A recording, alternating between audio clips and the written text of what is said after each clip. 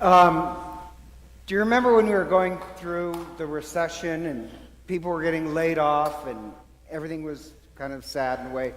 There's a story I remember about this one CEO, and to be honest, I forget the name of the company. I should have Googled it, but I got busy with, I don't know, something. All I remember is that the CEO's name was Bob, because it's such a strange name. And they had to keep the company afloat, they had to cut out $20 million in somehow expenses, $20 million. And of course, labor's the most expensive thing. So they're going to lay off like this huge portion of the company. And these people would be laid off, they'd have no insurance, during the recession, tough time finding a job. So the CEO, Bob, had a real problem doing this. So what he thought would be is if everybody, instead of just laying them off, if we just cut back everybody's hours to like 30 hours a week, rather than just one whole group feeling the pain, we'll disperse it among the whole company. And so he basically cut everybody's work hours to like 30 hours a week. But he saved their jobs and their health insurance. And the strange thing went up. Once he didn't cut their hours, or fire them, but just cut their hours, it created this trust in the company. And what happened is that productivity went up and profits went up. Isn't that just amazing? Just due to the power that these employees trusted. And I was watching this business consulting video of this guy I admire, and he said there's 7 characteristics of a business that trusts. That actually productivity and profits go up, morale goes up, something else. There's 7. I think I'd have these memorized, but decreased stress in the job environment, increased creativity. With more trust, people become creative. If you trust, they're willing to explore new ideas, and they're willing to share them. So the other issue is that there's more innovation. And then 2 more, with greater trust in a company, people actually save a lot of time, which doesn't make a lot of sense to me. But think about this. When I was at the pastor of St. Mark's, we never locked the church.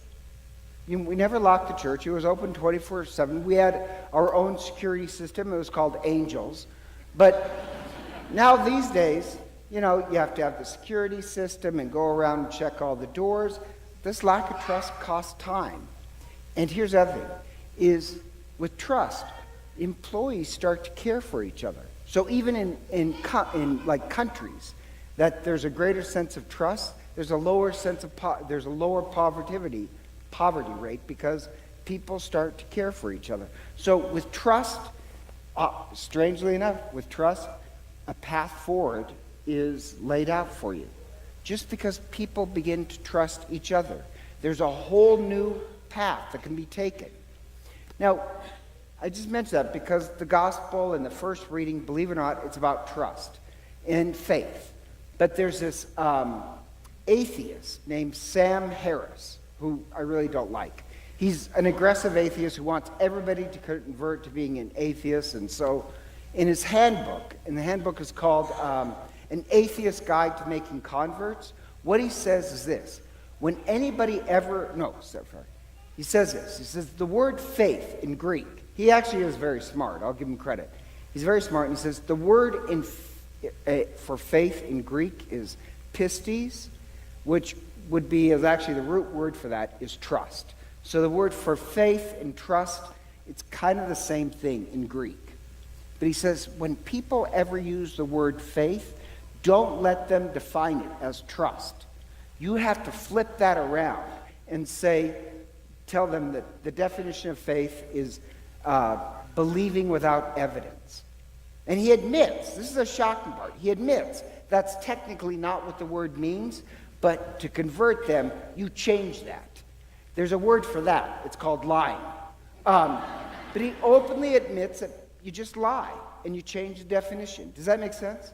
And the sad part about Sam Harris is, if that's his definition, that he's against trust.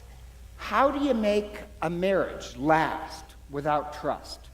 How do you run a company or a business without trust? Because business, I learned this in this business class, the main thing in business is about relationship and keeping relationships. How do you do that without trust? How do you have a marriage without trust? How do you have a church without trust? So he's against trust. But trust, it allows you to move forward in life, in a way in life that you haven't imagined. And the readings are about trust. I know it sounds strange, but like the first reading from Elijah. And you have to have a little background. Elijah is a prophet. He's very moral. These kind of pagans, Jezebel has taken over, and he says, all right, you want to find out who's the real God, Yahweh or your God? Let's have a contest. And you can go first. There's a little background. He says, whoever can build an altar and set the altar on fire just through prayer, they have the real God. So like hundreds of these priests come out and they start screaming and yelling. It's a rock concert. They slash themselves. And Elijah's pretty rude, I have to be honest, because he's laughing and saying, maybe your God's in the bathroom. Yell louder. And of course, they do that for hours and nothing happens. Elijah, just to show he believes in Yahweh, he douses the wood with water 7 times, and all he says is a prayer, and lightning comes down and starts the fire. A miracle, right? Huge miracle. But guess what? Nobody was converted. In fact, they got angry and tried to kill him. So he runs from his life. He was running from his life. He's depressed. This angel comes, gives him the bread from heaven. He's powered. He walks to Sinai. That's what Mount Horeb is. He walks to Sinai, where God first revealed himself to Moses and says, I'll let you see where my presence has been. I'll let you see my backside. And you have to understand, at this point, this is the background, Elijah, he's very depressed. And he has this idea that, well, even if God shows a miracle, nobody is converted. Nobody's converted. Nobody's moral. I'm the only one who's moral. It's all me. He's very depressed. I'm the only one. These people won't convert. I'm moral. And so God says, I tell you what, I'll show up. And you heard the story. There's a fire. Now, this is kind of key, because remember, Elijah's main image of God at this time is fire. He's the one who prayed, lightning comes, and there's fire. So fire is his big image of God. And there's this fire, and God was not in the fire. There's an earthquake. God was not in the earthquake. There's this rushing wind. God was not in the earthquake. And then there was the sound of silence. In English we'll say a whisper, but it's a sound of silence. And that's when he heard the presence of God. That's a whole different view of God. And the whole idea there is it's a more maturing relationship. You know, God's not always in the fireworks. Sometimes a really mature faith is when you can hear the voice of God in silence. Like the adoration, people do adoration. To be honest, kind of silent prayer, that's a lot. If your idea of religion is kind of this rock star, fireworks, loud music, that doesn't take much effort. It takes a lot of effort to hear the voice of God in silence. And if you wonder, he covers his face. He covers his face because he's ashamed that he thought he was the only moral one. He was the one, everybody else needs to be converted, not me. Then he realizes he's the one who needs greater conversion. His faith was just about, fireworks and loud sounds. He's the one who needs to be converted, that he never really trusted God. To hear God's voice in silence, you really need to trust. That's why he covers his face. He's the one who needs a religious conversion. So he goes and stands by the entrance of the cave, meaning that it's going to be this whole new beginning of a relationship. And the relationship starts not by trying to condemn that, all these people are immoral and I'm the only moral one. He moves away from that to really this trusting relationship. It's a whole new type of religion for him. Same thing in the gospel. The gospel, I love it. You have this storm, and all the apostles are in the boat. And in case you don't know, the boat symbolizes the church where you guys sit. It literally, in Latin, is called the nave. It means boat. And the boat is being persecuted in this storm. And they're scared. They're scared, and they're thinking God has abandoned them. And it's kind of like Elijah again. Remember, there's fire in the sky. That's called lightning. There's lightning. There's wind. And it's not an earthquake, but in the boat, you're rocking back and forth. It's the same thing with Elijah. Do you get the symbolism? And God is not in any of those places. They feel that God is abandoned, and they're afraid. And it's Peter who sees Christ come walking on the water. Peter's the one who has faith. The amazing part is this. Peter sees Christ. Now, at first they think he's a ghost. And you're wondering, what does that mean? You know, if your idea of God is only there to give me things, that's not a true relationship. It's really kind of a relationship with an illusion, a ghost. It's when you really trust that you have a relationship. And Peter, as messed up as he is, he really trusts. And so Peter says, if it is you, bid me to come, and he walks on the water. Peter really trusts. He gets out and walks. Now, he's overwhelmed by fear, and with fear, the path disappears, and he starts to sink. But you have to give him credit. He's the one who found this new path through trusting. Now, I know that everybody always thinks the great miracle is walking on the water. I don't think that's the point. Do you get that? With trust, you find a way that you've never seen before. Does that, like, he actually has this path that wasn't there before. In the great storms of life, it'll seem like you have no choice but to hunker down in fear. But you start to trust in the power of goodness and love, and suddenly a path is available you've never seen before. Does that make sense?